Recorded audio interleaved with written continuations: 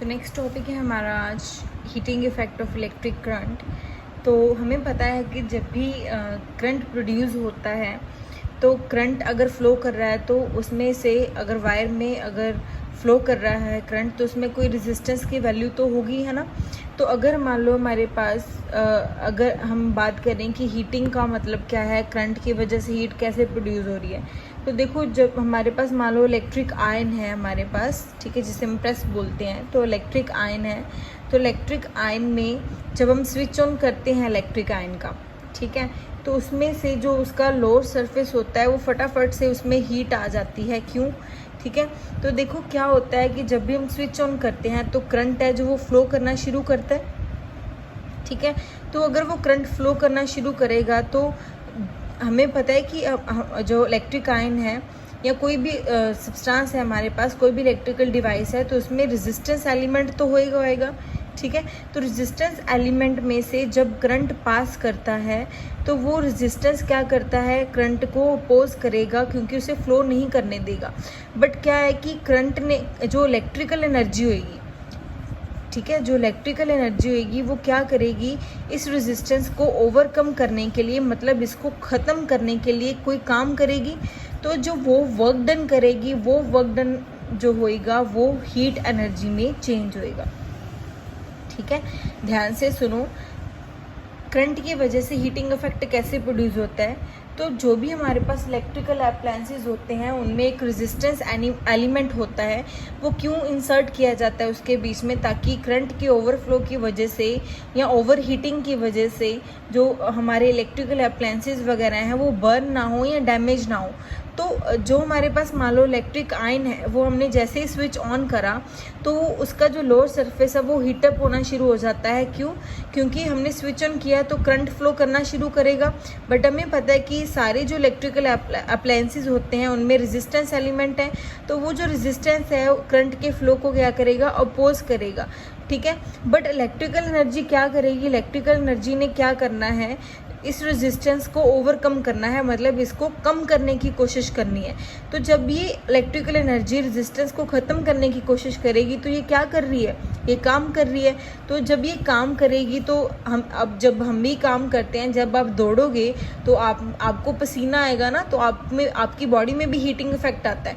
तो जब ये इलेक्ट्रिकल एनर्जी काम करेगी तो मतलब इसने काम किया, काम करने के बाद जो इसकी बॉडी है उसमें क्या होगी, हीट आनी शुरू होगी, हीटिंग इफेक्ट होना शुरू हो गया। तो इसे बोलते हैं heating effect produced by the electric current, ठीक है। तो इसका जो हम रिलेशन है अभी करेंगे हीटिंग इफेक्ट का, तो ये जनरल कंसेप्ट था समझने के लिए। तो हमें पता है कि मान लो अगर काम कर रहे हैं, V is equal to W/Q हमने किया, potential is equal to work done per unit charge. तो यहाँ से अगर वर्क डन की वैल्यू निकालनी तो work done is equal to V into Q, ठीक है। तो हमें पता है कि जो करंट है, अब वर्क डन भी किया और उसमें करंट भी प्रोड्यूस हो रहा है, तो करंट कितना है, Q/T। तो यहाँ से Q की अगर वैल्यू निकालने आपके पास क्या आ जाएगा, I इंटू T।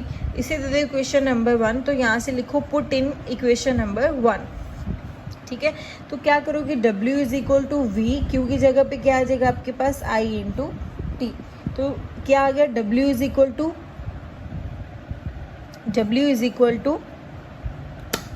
VIT, ठीक है। VIT ये क्या आ गया, W। तो W क्या है, वर्क डन। तो वर्क डन ही क्या है, आपकी हीट है। तो इसे लिख सकते हो work done is equal to HVIT। तो इसके और भी कई सारे फॉर्म्स हैं, ये तो एक फॉर्म हुई जो हीटिंग इफेक्ट की। इसके बाद आप क्या करोगे, अगर V की वैल्यू आपको ओम्स लॉ आपको करवाया था, तो ओम्स लॉ में V की वैल्यू क्या है, IR। तो आप क्या करोगे, H is equal to V की जगह पे क्या पुट कर दोगे, IR। तो साथ में एक ये I पड़ा है, साथ में रहेगा T। I into I is I² RT। तो ये H, ये सेकेंड फॉर्म होगी हीट एनर्जी की। उसके बाद अगर हम बात करें, अच्छा अगर यहाँ से देखो तो H है जो वो डायरेक्टली प्रोपोर्शनल हो गया I² के, H is directly proportional to R and H is directly proportional to T, ठीक है। तो यहाँ से पता चल गया करंट के, रेजिस्टेंस के और टाइम के डायरेक्टली प्रोपोर्शनल होगा हीटिंग इफेक्ट, ठीक है। तो यहाँ से आपके पास आ गई ये H की वैल्यू, ठीक है। अब एप्लीकेशंस क्या है हीटिंग इफेक्ट ऑफ करंट की। तो सबसे पहले हम जो इलेक्ट्रिकल टोस्टर्स हैं उसमें भी यही चीज़ है।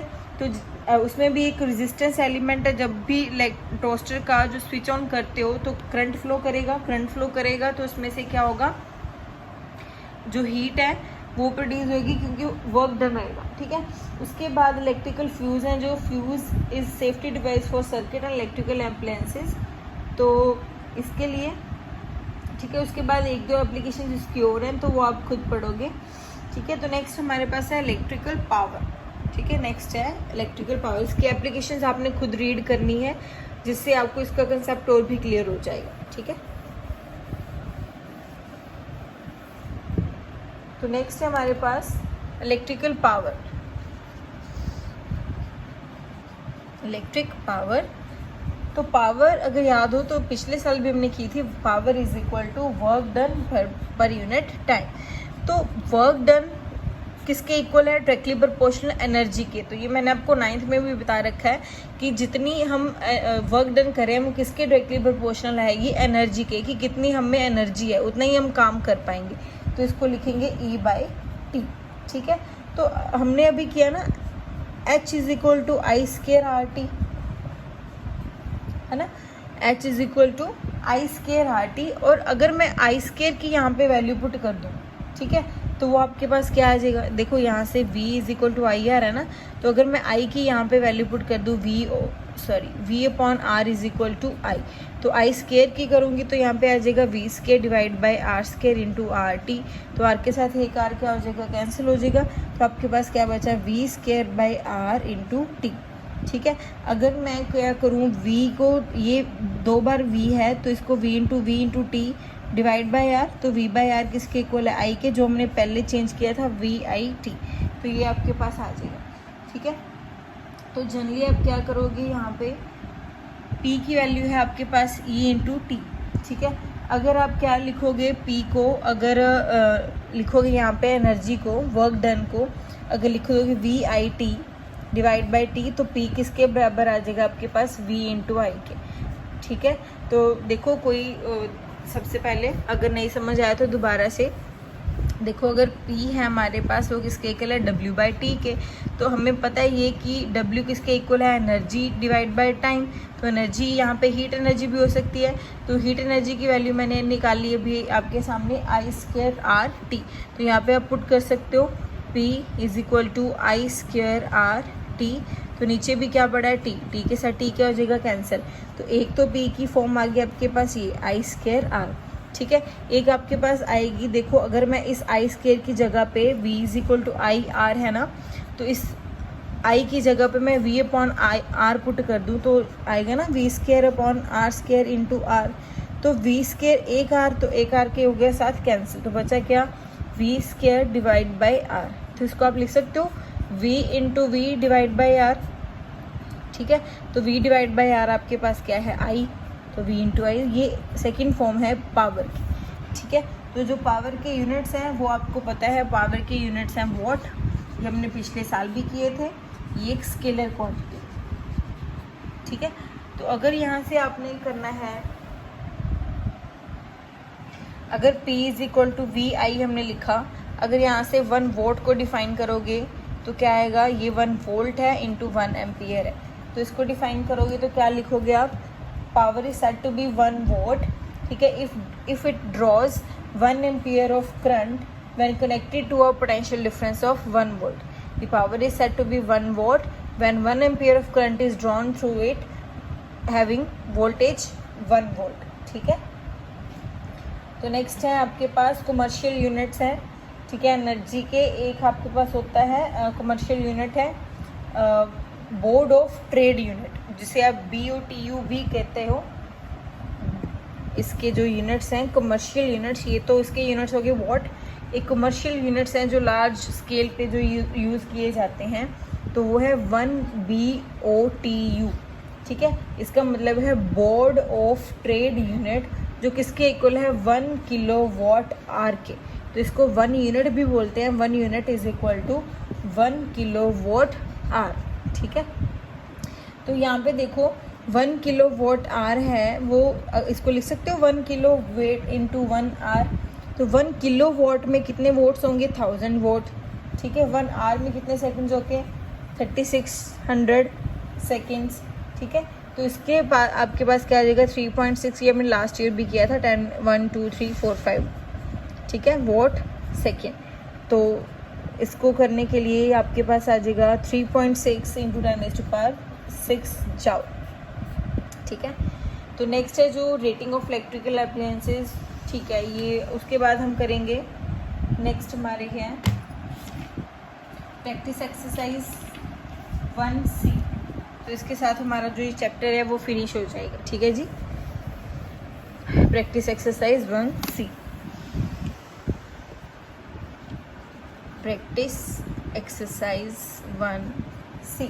तो फर्स्ट है, उसने बोला लैम्प रेटेड 1000 वोट, 1000 वोट मतलब पावर उसकी कितनी दे रखी है, सॉरी 100 वोट एट 220 वोल्ट, मतलब वोल्टेज कितनी दे रखी है उसने 220 volt, connected to mains electric subsystem, what current is drawn from the supply line if its voltage is 220 volt। Current निकालना है तो आपको पता है, अभी पावर निकाला हमने, P = I × V। तो पावर दे रखी है 100, I निकालना है तो वोल्टेज दे रखी है 220, ठीक है। तो ये कैंसिल हो जाएगा, 10/22 = करंट। तो ये 5 टेबल पे कट हो जाएगा, 2 के टेबल पे, तो 5/11 एम्पियर इसका जो करंट है वो आ जाएगा। नेक्स्ट है, उसने बोला calculate electric energy consumed by 1200 vote. देखो 1200 वोट क्या है, पावर आपकी, ठीक है जी। उसने बोला है 1200 वोट पावर है, टाइम कितना दे रखा है 20 मिनट्स, तो मिनट्स को सेकेंड्स में चेंज करने के लिए 16 मल्टीप्लाई कर देंगे। तो उसने बोला है आपको निकालनी है इलेक्ट्रिकल एनर्जी, मतलब आपको क्या निकालना है, E निकालना है, ठीक है जी। तो आपको पता है कि पावर = W/T है, ठीक है। तो पावर = W/T है, तो W क्या है आपके पास, एनर्जी, मतलब E/T। तो आपको एनर्जी निकालने के लिए बोला है उसने, तो P × T = E, ठीक है। तो P की वैल्यू पता है, T की वैल्यू, तो आप यहाँ से एनर्जी निकाल लोगे, ठीक है। उसके बाद उसने बोला है right the formula for heating effect current flows, ये एग्जाम्पल वो है, फॉर्मूलाज है, ये आप खुद लिख सकते हो, ठीक है जी। उसके बाद हमारे पास है पावर क्या है और उसके यूनिट्स लिखने हैं, तो वो भी मैंने आपको करवा दिए। उसके बाद फिफ्थ है, उसने बोला करंट है I 5 एम्पियर फ्लो कर रहा है कितने रेजिस्टेंस में से, 12 ओम के रेजिस्टेंस में से। तो उसने बोला है कि इसका हीट चेंज क्या होगा, तो हीट के लिए हमने लिखा ना अभी, what is the rate at which heat energy is produced in a resistance, ठीक है जी। तो हमें पता है कि H है, जो H किसके इक्वल है, I²R/T, ठीक है। इसकी और भी एक फॉर्म होगी, आई थिंक 1 सेकेंड बेटा, 1C है ये,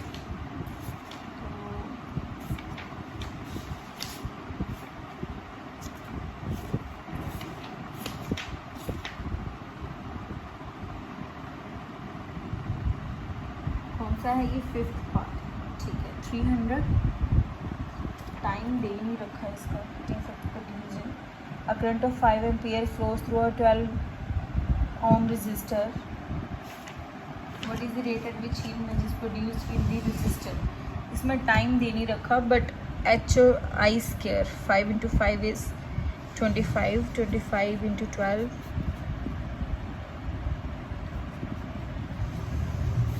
ठीक है जी।